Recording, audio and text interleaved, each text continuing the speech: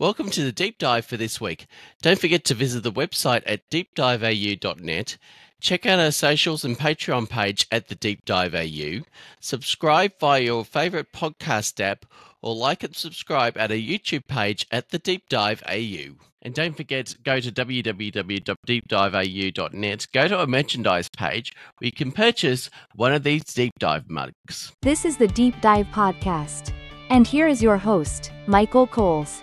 Amanda Morin is a neurodivergent neurodiversity activist and award-winning author of 5 books, early childhood specialist, and nationally known speaker, deeply committed to fostering accessible and inclusive environments for neurodivergent individuals. She leverages her expertise in learning and child development, universal design for learning, or UDL for short, special education, advocacy, and mental health to distill complex data into easily digestible information for parents, educators, and employers who want to advance the mission of creating inclusive content, programs, and strategies to make the world accessible to all. Amanda Morin, welcome to the Deep Dive. Thank you so much for having me. So what does being your authentic self mean to you on a personal level? I think to me, being my authentic self means showing up as who I feel like on the inside, wherever I am, right? So being able to show people who I am and have that match with who I feel like I am and who I think I am and what I believe and all of those things is really important to me, because when there's that disconnect, it's very hard to go to bed at night and know that I've been who I want to be. So it's one of those things. Being my authentic self is hard to do, right? I think it's all hard for us all to be able to do that. But it's showing up as who I really am. Okay. So how can self-awareness help you recognize the areas where you're not being authentic? Self-awareness is such a big topic, right? So I think it's important to break down what goes into self-awareness to be able to answer that, right? Because there are different types of self-awareness. When we talk about self-awareness, there's private self-awareness, like what you are aware of about yourself.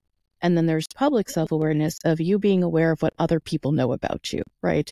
So that ability to understand not only your own thoughts and actions and feelings, but how other people see you are the two parts of self-awareness that are really important, right? So when you recognize your own thoughts, your own actions, your own feelings, that's one thing. But you also have to understand sort of how those feelings, thoughts, actions, and needs appear to other people too. So when you start knowing what you need, you start knowing how to speak up for what you need, you know how to express yourself in a way that people, as best you can, as people can understand you, right? Because being your authentic self is knowing that they're not always going to understand you, and you have to be able to be okay with that too. And I think just also knowing that it's always okay to learn from mistakes. And that's part of self-awareness, is knowing that you are going to make mistakes. But the really important thing about self-awareness for me is being able to recognize not just what you need help with, but knowing what you do really well, right? Knowing what your abilities are is just as important as knowing what your needs are. And for me, that's how you get closer to being your authentic self. Okay. So what fears and beliefs might be holding you back from embracing your true self? Oh, so many. I mean, for myself, I would say there's so many things, right? But for a lot of people, I think the fears are, what happens if I show up as myself and other people don't like me, right? Or what if people think less of me because of who I am? And especially for, those of us who are neurodivergent, right? We show up in ways that may not be the same as people would expect us to. And there's the world is full of ableism. As much as we don't want it to be, the world is still full of ableism in ways that people don't even know that they're showing up in those ways, and that they're projecting their ideas of what people should be onto us. And so there's also internalized ableism, right? This feeling of, I should be different than I am. And if I'm not different than I am, how can I be my authentic self? So I think so many of those fears are around rejection, right? Being rejected and not being a part of the spaces we want to be a part of. And that can be really hard to overcome, to get past. Yeah, okay.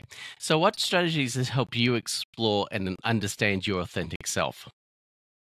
Oh my goodness. One of the things I really do to try and be my authentic self is practice gratitude, right? The practice of gratitude, being grateful for the things of my life that I really I don't, that I'm not aware are that even the little things, right? So the idea of just every day being able to wake up and have a place where people love me and a place where people understand me, and to have food in my refrigerator, and just so that this act of gratitude helps me realize like I'm grounded in this space.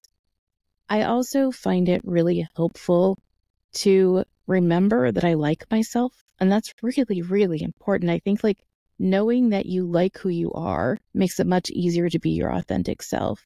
It's helpful for me too that I do a lot of speaking about what I do, that I do a lot of speaking to and about neurodivergence, because it makes me feel like I am connected. And that feeling of connection is such a powerful strategy.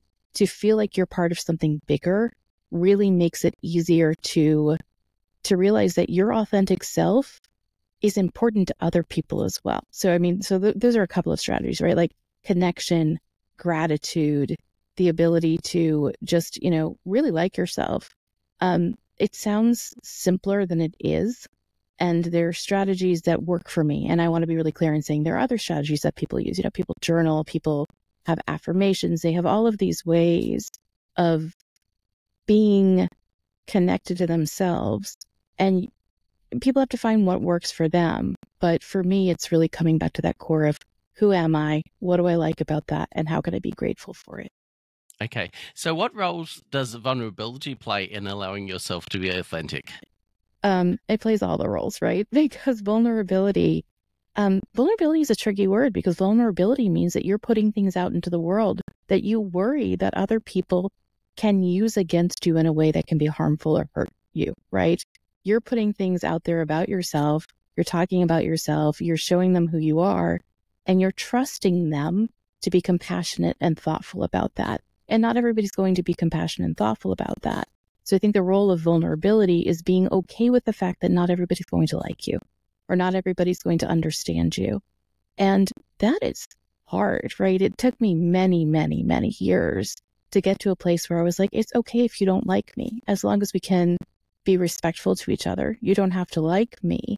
And being vulnerable is saying, I'm going to be who I am, even if I'm fearful that other people aren't going to understand me. They're not going to accept me. And that's part of that vulnerability piece. But I also think we use the word vulnerable sometimes when we mean authentic, right? And so they're different things to me. I think they mean the same thing to other people, but to me, they're different things. They're not interchangeable. Being authentic is showing up as who you are. Being vulnerable is showing up in ways that make it a little fearful and a little, not, if not physically dangerous, emotionally dangerous. Mm. So how can you identify societal and external pressures that influence your self-expression? That's a tricky question, right? I think identifying those things are about self-awareness, first of all, right? Understanding how those impact you when you're out in the world.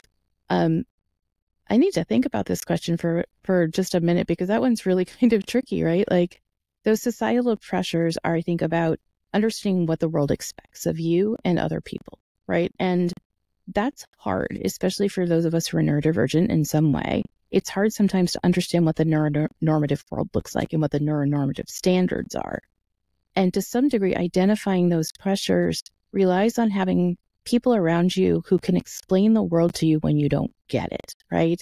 And I have such a good group of people around me who I can say, can you give me another read on this? Or can you read this email that I got and see if it feels the same way to you as it does to me? And so understanding the world, not only through my lens, but asking other people to explain it to me how they see it is really helpful to me, because those pressures may not show up in the same way. I will say though, if we're out in society, right? And we're out in society and we're feeling vulnerable and we're feeling like somebody's reacting to us in a way that doesn't feel comfortable.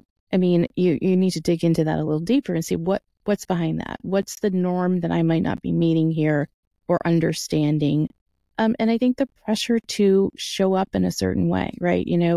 We always have these kind of stereotypes and stigmas that exist in the world to some degree. We think about the stereotype of autistic people not being empathetic. I think sometimes autistic people in my house for sure are over empathetic, but it means they don't show it the same way other people might expect them to.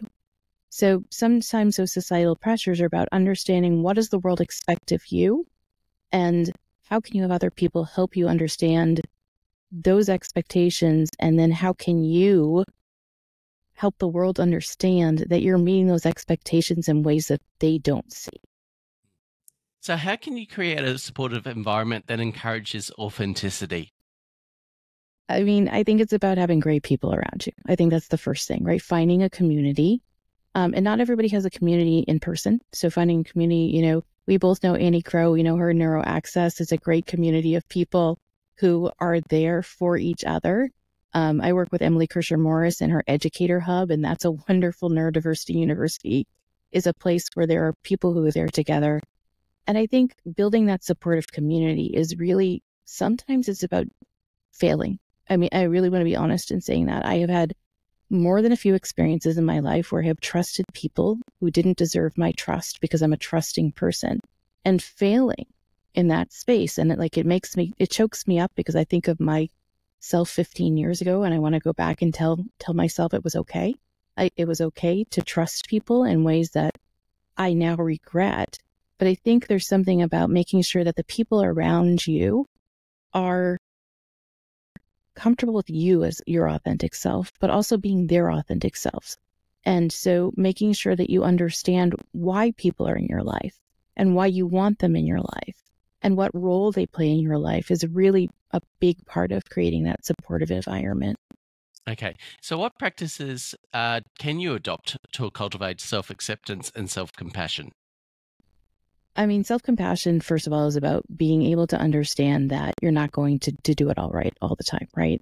So being okay with who you are is a hard process to come to, right? It takes a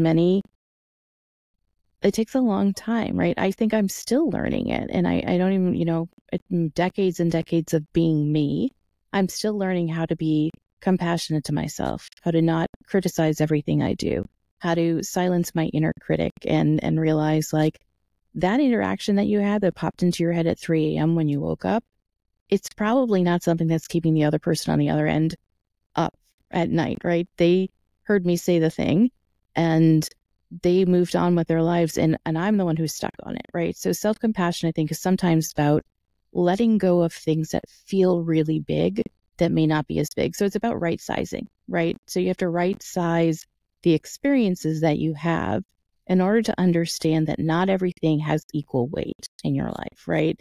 When I said to the TSA agent the other day, have a good flight, they hear it all the time, but I'm walking down the airport thinking, I just told them to have a good flight. They're not going on a flight. What kind of silly thing was that to say? I need to let go of those things. It's not a big thing to do that kind of thing. So I think the practice of really monitoring yourself to realize, am I actually making a bigger deal out of something than I need to is an important way of being self-compassionate. I think knowing you're going to make mistakes. I think knowing that it's okay to mask in certain situations if you don't feel safe or comfortable, because I think being your authentic self means choosing when you show up the way you show up. And I think that's a piece that we don't talk about that much when we talk about being authentic, is that ability to realize you don't have to be the same person in all the spaces. You don't have to show all of your pieces in all of the spaces. You control your story. You control who you are. And that's a big part of self-compassion. Okay. So in what ways can surrounding yourself with like-minded individuals bolster your journey towards authenticity? I mean, I think to the effect that having like-minded individuals, for me, especially because I'm a very to the point person, I often try to, I say what I mean and I try to mean what I say. And being around other people who do that makes it easier to do it too, to be really frank about it. But I also think being around like-minded people, other people who want to be authentic will encourage and support you in being your authentic self as well. So I think incredibly important to find other people who believe in the power of authenticity to build relationships. And having those like-minded people around you can remind you why you're doing it, right? Because it can be really easy to say, you know, I'm just going to step back and I'm going to be in the background. I'm going to be part of the wallpaper. I'm going to be quieter. But when you find people who are not quieter, who are showing up as themselves, they remind you it's okay. It's okay to be who you are. I don't think I could be my authentic self if I hadn't found my neurokin, right? My neurodivergent community is what keeps me being myself, because I trust that if I show up, they have more incentive to show up as well. Okay. So how can affirmation serve as a tool to reinforce your commitment to being authentic? I think that affirmation goes back to the, I like myself piece, right? Like the affirmations around how are you showing up in the world? How do you, remind yourself every day that you're doing this for a reason? I don't have particular affirmations that I use, right? I do know that when I'm particularly overwhelmed and I'm on the moment of like a meltdown, I will repeatedly, and I didn't even realize it until I was in a hotel one day. I had a really tough day after a conference and I was overwhelmed. I was so overwhelmed. I didn't think I was going to keep moving forward.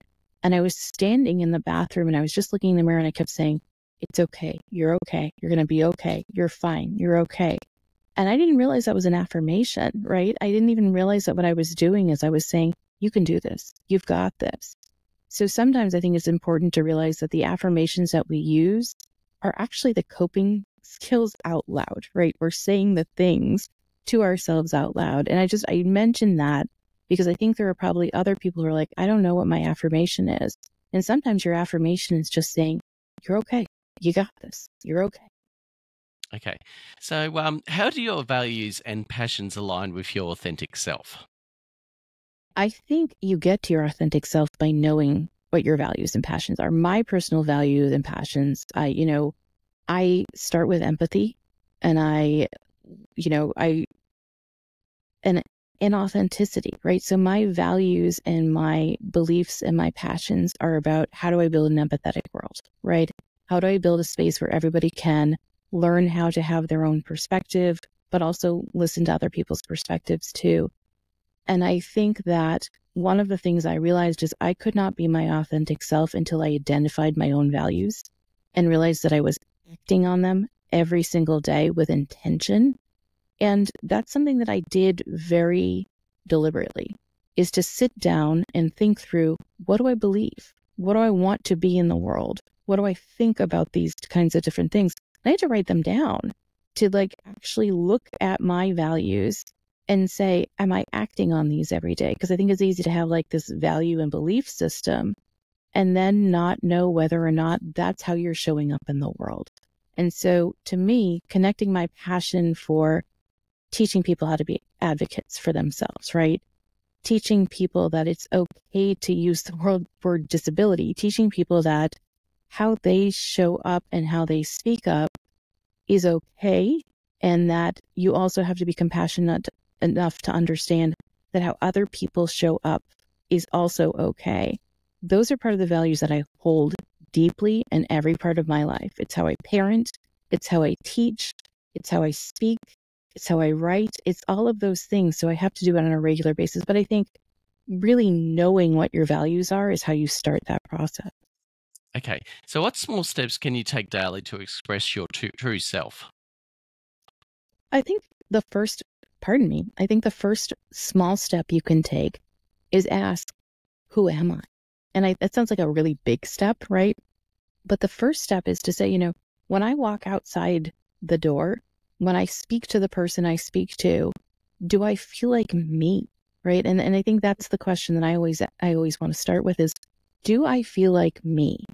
And if I don't feel like me, what do I need to do to feel more like me? Is it to change the words I'm using? Is it to change the clothes I'm wearing? Is it to change sort of the interactions that I'm having, right? So those small steps are, you start by asking do I feel like me? The second is, what do I need to do to feel more like me? And the third is, do I feel comfortable with the me that I'm putting forth in the world, right? So, I mean, I think the first step that I would say is identify who your authentic self is.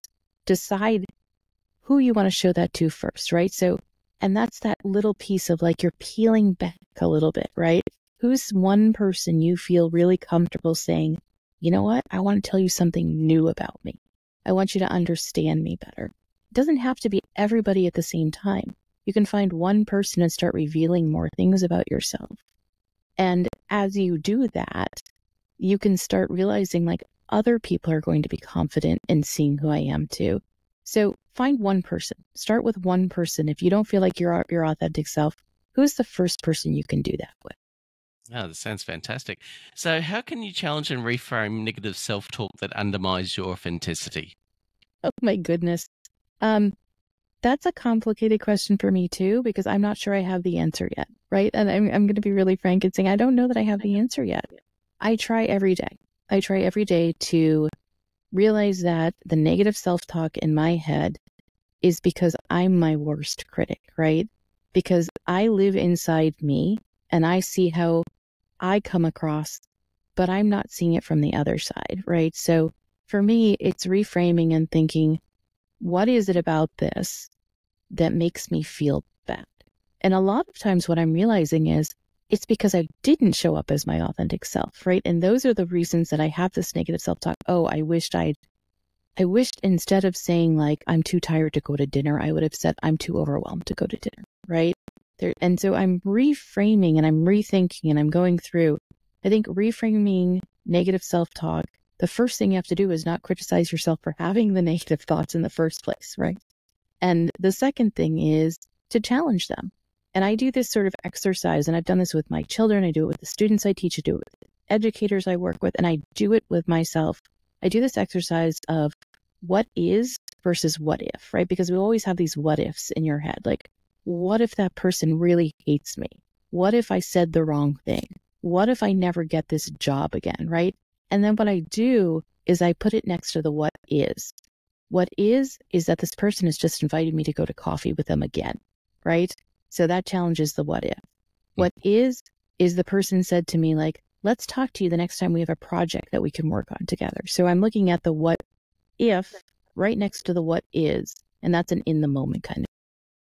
Okay. So, what strategies can you employ to cope with that fear of rejection when being authentic? I think for me, my biggest strategy is just knowing that, like, sometimes people reject you for being authentic because they're scared of being their authentic selves. And I think, I don't know exactly how to explain that other than to say, I think that's an empathy thing, right? I think the strategy is empathy. It's taking the perspective of, why is this person rejecting me? Is there something that makes them uncomfortable in them? Or is there something about me that makes them uncomfortable? And if there is, am I okay with it, right? Like, am I okay with that?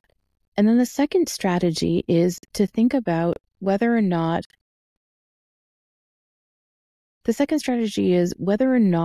that rejection actually matters in the long run, right? And sometimes it does. And sometimes it really, really does. And then you have to think about, how do I rebuild or repair that situation?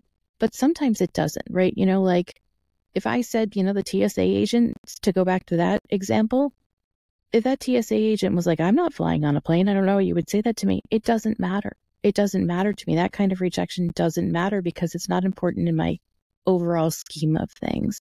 So I think the first strategy is to think through, how much does this matter on my ongoing journey in life? And the second strategy is to realize that everybody faces rejection. We all face rejection in small ways all the time. And it's not necessarily because of our being our authentic selves.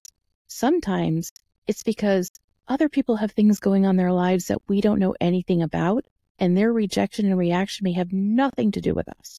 And to remember that just as much as we have our inner thoughts and negative self-talk and all of those things, the people around us have that happening too. And sometimes it's not about us. Okay. So, how can reflecting on past experiences help you to rediscover your authentic self? I think just looking back and seeing who was I, right? So I do a lot of that. A lot of people do New Year's resolutions, and I don't. I do sort of like a retrospective of my year, right? And then so I look back and I think, what would I have done differently? And what do I wish I had done differently? Or is there anything that I'd wish I'd done differently? Reflecting back on the way you interacted before you felt more confident in yourself can really show you the places where you can grow, right? And I think growth is the important piece of this to me, because being authentic takes time, and your authentic self changes as you grow too, right? And so knowing that something that went really poorly or something that you don't feel confident about and you might handle it differently now is really important. And I also think sometimes reflecting on past experiences gives you the opportunity to go back and fix things that you wish you could fix. I think a lot of times we think we can't go backwards. And I think that's incorrect. There are plenty of times where you can go backwards. I do this a lot. I'll go back and I will say to somebody, I don't feel good about the conversation we had or the place we landed in, and I'd like to rethink it. I'd like to talk again. I'd like to say I'm sorry. I'd like to say I didn't handle that the best way I could. I'd like to say I wasn't my best self that day, and you got a version of me that I wished had been different, and here's what I wished I would have said to you. So I think part of that, going to reflect back on past experiences, is to decide whether or not there are things you still want to fix. There are things you can change from the past. And I think that's tough, because a lot of times we think what's done is done. But what I try to do is think what's done is done, and what else can I do? Okay. And one final question, and we ask this to every single guest here on the Deep Dive podcast. If there is one piece of advice you could give in 30 seconds or less, what would that be? My 30 seconds or less advice for podcast guests. I think my best piece of advice is to just remember that as you grow, you will change. Your authentic self will change. Showing up as yourself will change. But the most important thing to do is to have a sense of humor about it, right? Because we take things so seriously, but sometimes being your authentic self means being able to laugh at yourself. It means being able to laugh at the world around you. And it means to just show up with humor and take the days as they come. Okay. And on that note, Amanda Morin, thank you so much for being part of the Deep Dive podcast today. Thank you so much for having me. It was great. For more information, visit www.amandamorin.com.